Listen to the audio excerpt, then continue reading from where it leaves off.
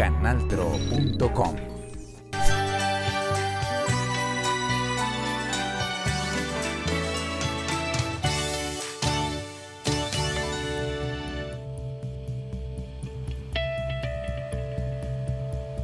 Hola televidentes del Canal Tro, sean ustedes bienvenidos una vez más a su programa ¿Qué puedo hacer por la paz? Un espacio dedicado a ustedes, nuestros televidentes en todo el país, que como siempre están en contacto para saber qué está ocurriendo en el Gran Santander y por supuesto en un tema tan importante como lo es la paz, y qué mejor que hablarlo acá en Norte de Santander. Tenemos dos invitados especiales hoy para tratar sobre el tema de justicia para la paz, sus desafíos y oportunidades. Y le damos la bienvenida de una vez a Natalie Sánchez Urbina, docente y abogada del Consultorio Jurídico. Gracias por estar con nosotros acompañarnos. Gracias por la invitación.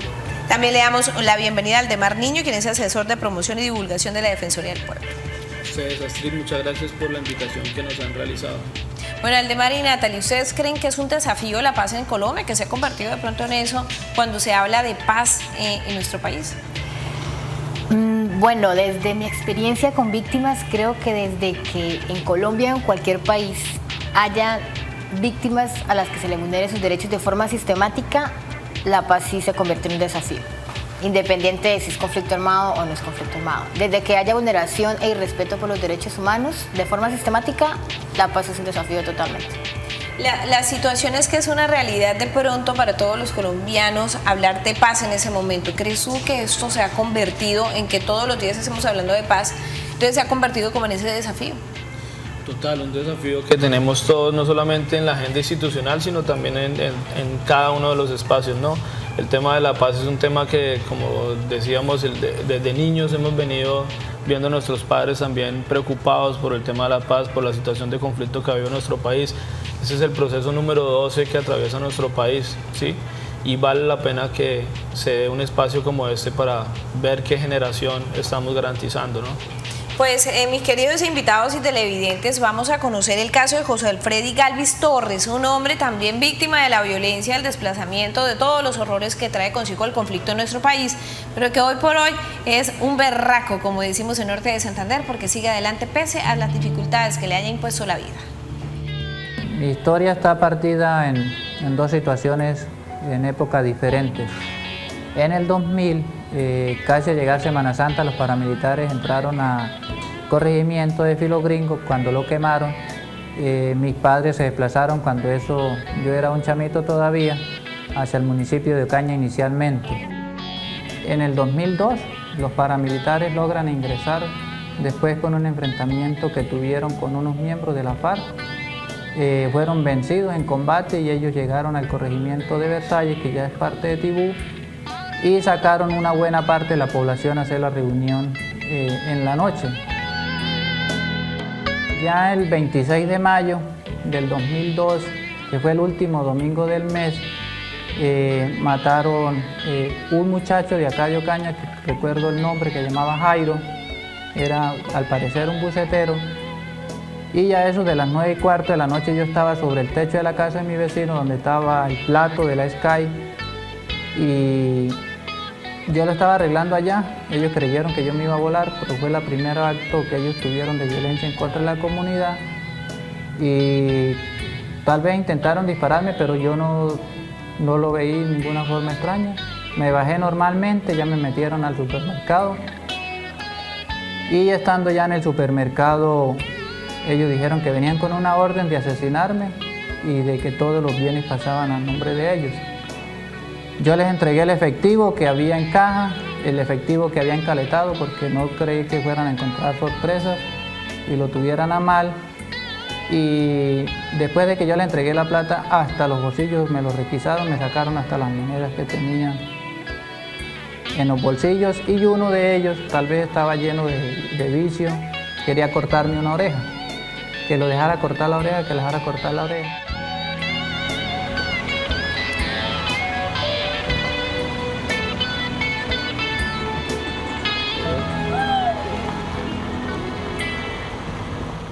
En el momento que yo salí de la casa, que me tocó a pie, y ya era de noche, yo cada vez que miraba una candelilla en el camino que prendía, yo creía que era que ya me iban a asesinar.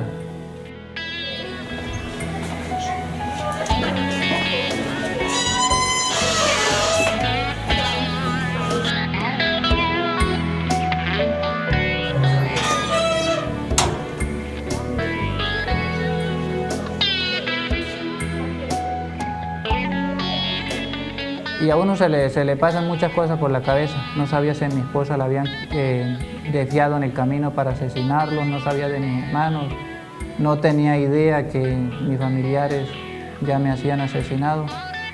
Y sin entender de que, o sea, por qué actuaron de esa forma en contra del hogar sin ningún vínculo con ningún grupo. Entonces uno después con el tiempo empieza a maquinar, pues todo esto es una estrategia para poder limpiar la zona, para obtener los fines que ya los gobiernos están viendo que es el interés de explotarlas. Lo más difícil apenas llegamos desplazados acá es el ver la situación que vivió mi hijo. Él tenía unas condiciones de tenerle sus pañales, todo lo que uno le puede dar teniendo una facilidad económica, a llegar a Ocaña y a veces ropa de nosotros mismos, cortarla para utilizarla como pañal desechable.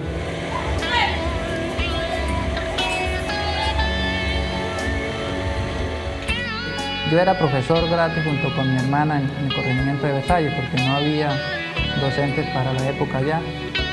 Y el día del cumpleaños de mi niño, que es el 12 de mayo, todos le regalaron un pequeño detalle al niño y ni siquiera lo alcanzó a estrenar. Uno puede superar, perdonar, pero hay algunas cosas que se le van a quedar en la mente para toda la vida, y eso hace que uno se dé cuenta que hay otra gran cantidad de población con la misma situación. Otra de las etapas difíciles es la que vivió mi esposa estando embarazada del niño, que ella alcanzó a mirar muchos cuerpos seguidos, inflados por el sol en la vía, en uno de los momentos que salía a visitar a su señora madre Cucutilla, porque ella tenía que salir a Ocaña y de Ocaña viajar a Cúcuta y Cúcuta al municipio de Cucutilla. Ella tendrá sus propias experiencias, pero ella a veces me comenta esa situación difícil de ver cómo un ser humano se infla ante el calor que le da el sol. Y otras situaciones que he conocido, pero ya son historias que me han contado aquí en el proceso asociativo.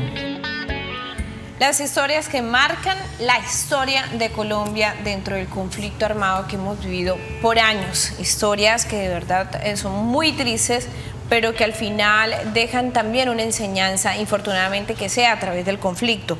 ¿Ustedes cómo creen, Aldemar, que desde la Defensoría del Pueblo se trabaja para lograr que estas víctimas puedan de alguna u otra manera trazar un destino diferente pese a lo que les arrebató la violencia? Es que el solo hecho de sacarlos de su tierra, de su mundo, es ya una tragedia.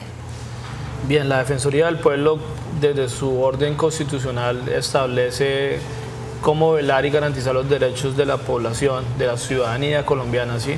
Y en ese sentido ha determinado incluso unos espacios en donde tienen esa experticia, esa especialidad de trabajar directamente con los temas relacionados a lo que en nuestro país existe en la Defensoría del Pueblo una delegada para todo lo que tiene que ver con el tema de desplazamiento forzado y además una delegada que es la delegada para la orientación y asistencia a las víctimas del conflicto armado.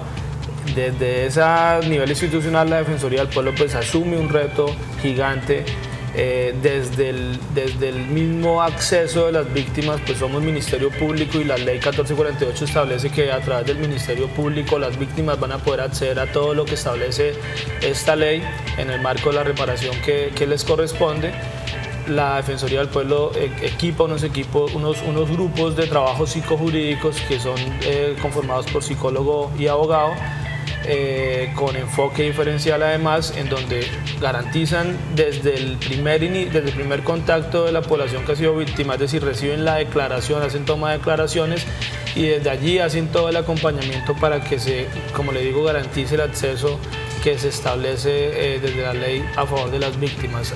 Además de eso, la Defensoría del Pueblo realiza ejercicios de seguimiento a las políticas públicas a favor de las víctimas, de incidencia en la política pública a favor de las víctimas, acompaña los ejercicios de participación de las víctimas y ahora en ese sentido con todo lo que nos contempla, digamos, el horizonte en el marco de los posacuerdos, pues también estamos estableciendo ahí un ejercicio a favor de reconocer lo que ha pasado y de realizar ejercicios que puedan garantizar el nunca más, ¿no? Que es lo que más nos interesa. Natalie, después de comerciales, porque nos vamos a una pausa, me vas a responder en materia jurídica cómo se logra que las víctimas tengan una transformación después de la pérdida, ya sea de sus familiares o de su tierra por el conflicto armado en Colombia. Nos vamos a una pausa, televidentes, y ya regresamos. Gracias, televidente, por continuar con nosotros en ¿Qué puedo hacer por la paz? Natalie, antes de irnos a comerciales, te hace una pregunta. En el área jurídica o en el ámbito jurídico, ¿cómo se puede transformar de pronto la vida de una víctima? Bueno, primero que todo, para que se pueda ver una transformación desde el punto de vista de reparación en una víctima, lo primero que tiene que hacer la víctima es saber cuáles son sus derechos. ¿Cómo puede hacer para saber esto? Hay muchas entidades, instituciones educativas, consultorios jurídicos, incluso la Defensoría del Pueblo les colabora y les presta un gran servicio a las víctimas para orientarlas y decirles: esta es la vía que ustedes tienen, ante la cual ustedes tienen que acudir para que ustedes puedan solicitarle al Estado que se les sea reparado sus derechos. En segunda medida, las víctimas pueden acudir ante diferentes entidades. Está la Defensoría del Pueblo, está la unidad de víctimas, la unidad de restitución de tierras, dependiendo de cuál fue la diferenciación o el enfoque diferencial respecto del derecho vulnerado. Una vez que acudo ante esta entidad, ya sea con ayuda de un abogado de oficio o con el servicio que prestamos, por ejemplo, en la Universidad de Pamplona, en el consultorio jurídico, con los abogados en formación, pueden hacer la solicitud. Allí hacen el relato de los hechos, el año que fueron los hechos, cómo ocurrieron, el lugar específico donde ocurrieron, y a partir de ahí, a partir de ese relato de los hechos, las entidades inician el proceso legal en donde se le puede reparar o hacer indemnización administrativa dependiendo de cuál fue la vulneración del derecho de esa víctima. Además, la Defensoría del Pueblo realiza quizás brigadas directamente con la población víctima del conflicto armado. ¿Cuál es la respuesta de pronto de las víctimas cuando ustedes llegan como Defensoría del Pueblo? Desde la Delegada de Víctimas se realizan unas jornadas descentralizadas que son desde el nivel nacional. Son jornadas en donde se cuenta con un grupo psicojurídico de las diferentes regionales del país, y se focalizaron, de hecho, antes del 9 de junio del 2015, que fue cuando se cerró el plazo para que las víctimas pudieran declarar. Se hicieron jornadas masivas en diferentes territorios, incluso acá en Norte de Santander se alcanzó a hacer una jornada de estas en el territorio de Catatumbo a finales de esa transición. Sin embargo, hoy en día la Defensoría del Pueblo continúa haciendo ejercicios de jornadas de recursos. En este caso, pues la idea es hacerle seguimiento al qué pasó con la declaración de estas víctimas, si pudieron acceder al sistema de información de las víctimas, si fueron incluidos como víctimas de conflicto armado o no por parte de la unidad, si fueron incluidas, mirar si ya recibieron las ayudas humanitarias que determina la ley. Además de eso, qué otros hechos victimizantes han podido haber tenido, que pueden ser nuevos y que definen una nueva declaración. Constantemente estamos trabajando de la mano con el ente institucional, sobre todo priorizando municipios en donde hace falta mayor intervención del Estado, ¿no? Claro. Vamos a continuar, televidentes, Natalie y Aldemar, conociendo un poco más de la historia de José Galvis Torres, una importante historia que tenemos hoy para todos ustedes, nuestros televidentes. Habían dos opciones: una, dedicarme junto con mi hogar a solventar la situación económica, que no creo que fuera muy difícil porque se podía conseguir algún trabajo y adelantar ahí en cierta medida la condición que se pudiera estar viviendo, y olvidarme del resto del mundo.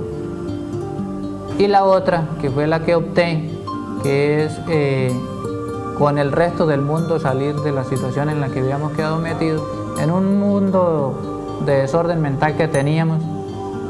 Creamos la estrategia que yo me di cuenta que mi vecino estaba en tal casa. Entonces yo fui y le dije al vecino: vecino, necesitamos organizarnos. Y de la misma forma el señor Cristo Ramón, que era de Vereda, le dijo a sus vecinos, y duramos desde el 18 de agosto del 2002 hasta el 1 de noviembre encontrándonos, y logramos organizarnos 144 familias. Y así que nos prestaron el cine de Leonelda, recuerdo tanto, que estaba sin luz, sin baño, eso era un olor pero increíble. Entre los que fuimos a la reunión compramos un paquete de velas que nos costó 350 pesos y ahí nació la asociación, que por fortuna hemos tenido logros en el camino.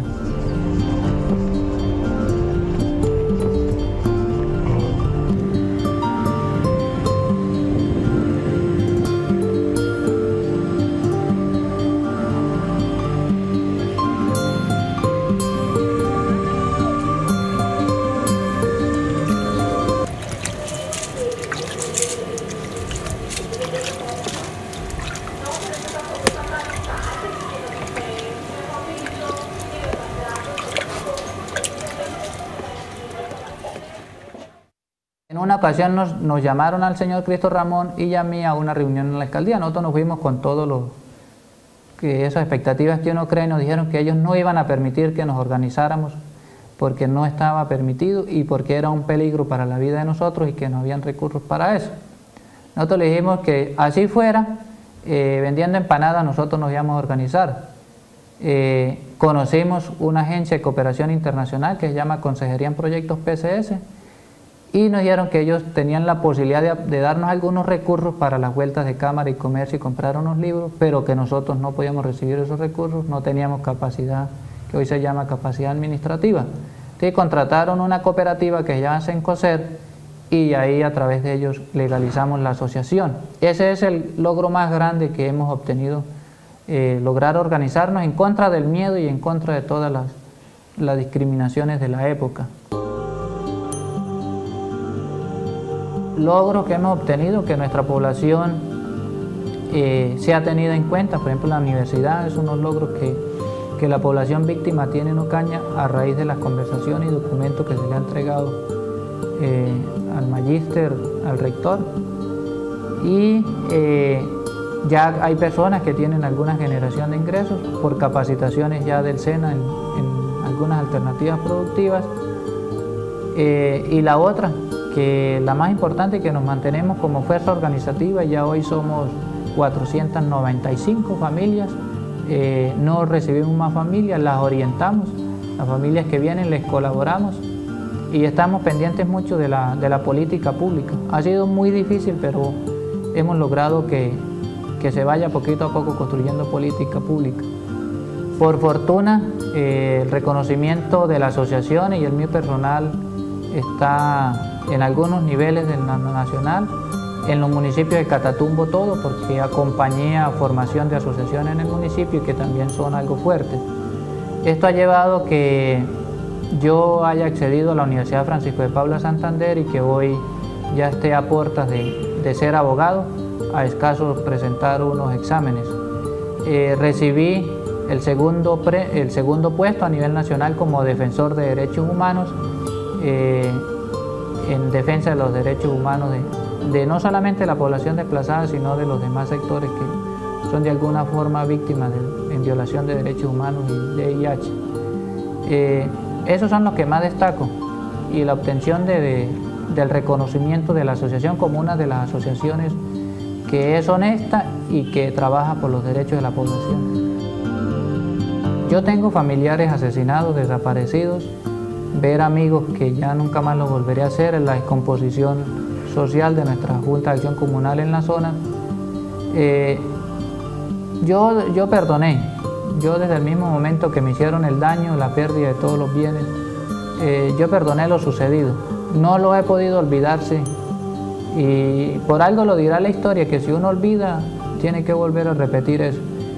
Y lo que debemos hacer es apegarnos a los derechos humanos, ayudar al que lo necesita y al que no lo necesita también, porque unos vamos empujándonos unos a otros. Y la paz va a llegar en eso, en que la solidaridad esté como pilar fundamental en nosotros después del principio de la buena fe. La descomposición social, escuchábamos que lo decía José. Natalie, cuando se habla de descomposición social, ¿cómo se puede restituir esto? ¿O no hay manera? Sí hay manera, pero es complicado. De hecho, escuchando la historia de este defensor de derechos humanos, me llamó la atención que dijo, si uno olvida, se puede volver a repetir la historia. y creo que ahí es donde entra el Estado, o debería entrar el Estado con mano fuerte, con mano firme, a evitar que eso suceda. La única forma, creo yo, es la reconciliación. Que toda la comunidad, toda la sociedad colombiana cambie la mentalidad y entre en la época de reconciliación. Creo que esa es la forma de lograr componer esos daños y esos vacíos que quedan en la sociedad después de un conflicto armado. Vamos a una pausa comercial y el objetivo es seguir hablando con cada uno de nuestros invitados sobre ese proceso de paz que adelantamos en Norte de Santander, pero por supuesto a nivel nacional.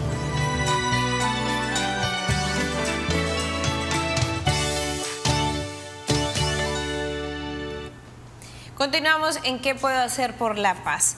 ¿Ustedes creen que se puede garantizar la no repetición, que sí va a quedar garantizada en Colombia? Alemar. Bien, pues específicamente cuando se revisa todo el marco jurídico que se ha definido para este nuevo proceso de paz que atraviesa el país, empieza uno a notar que hay una estructura jurídica para que en realidad el país pueda poner primero que todo en la mitad de todo lo que ha pasado a las víctimas, ¿no? Eso era un ejercicio que nos debíamos en algún momento. Tuvimos que esperar mucho tiempo, de hecho, para que el Estado reconociera en primera medida que existía un conflicto armado. El Estado lo reconoció. Paso a seguir, el Estado propone la Ley 1448 del 2011, la Ley de Víctimas, que prácticamente es donde empezamos a notar que las posibilidades para garantizar la no repetición están dadas. Sin embargo, queremos hacer un llamado de urgencia a espacios que nos debemos para que en realidad este ejercicio pueda culminar en el mejor sentido. Y es uno es el urgente, esos ejercicios de pedagogía de paz que tenemos que agotar, no solamente a nivel institucional, sino también a nivel del ciudadano común, ¿sí? Necesitamos comprender finalmente cuál es el tipo de paz que se está negociando en La Habana, claro, y cuál es el tipo de paz que como ciudadanos necesitamos en nuestro país, ¿no? Entonces ese es un primer punto que debemos empezar a agotar, siguiendo de lo que es algo que también necesitamos y que ha hecho falta, es realizar ejercicios de perspectiva comparada, de ejemplos de justicia transicional.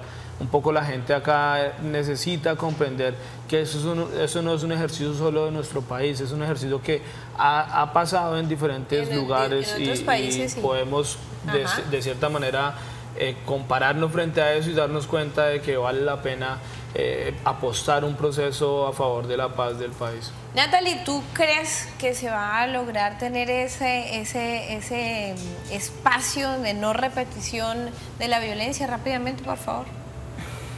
Bueno, lo que decía mi compañero, toca mirar obligatoriamente otros casos. Mientras él respondía a tu pregunta, yo recordaba el caso de Ruanda, el genocidio que hubo en Ruanda y las políticas de justicia transicional que se manejaron allá. La diferencia que tuvo este caso ruandés con otros casos de conflicto armado es que allá se enfatizó mucho en el proceso de reconciliación. Después del conflicto, por ejemplo, se cambiaron muchas cuestiones de la constitución política, el himno. El himno nacional se modificó en pos de buscar reconciliar la sociedad ruandesa. Se buscaron políticas públicas muy fuertes en educación y en cultura de paz. Entonces, creo que Colombia debe seguir ese ejemplo para buscar no repetir de nuevo este tipo de violaciones de derechos humanos a raíz de la educación. Y ojalá lo logremos, así es. Sí. Aldemar y Natalie, muchas gracias por estar con nosotros, por haber aceptado la invitación para hablar de paz acá en el canal TRO. Gracias. Bueno, televidentes, a ustedes como siempre, pues gracias por la compañía y invitándolos para que sigan con nosotros en cada una de nuestras emisiones de ¿Qué puedo hacer por la paz? Por ahora sigan con la programación del canal TRO. Nos vemos en una próxima oportunidad.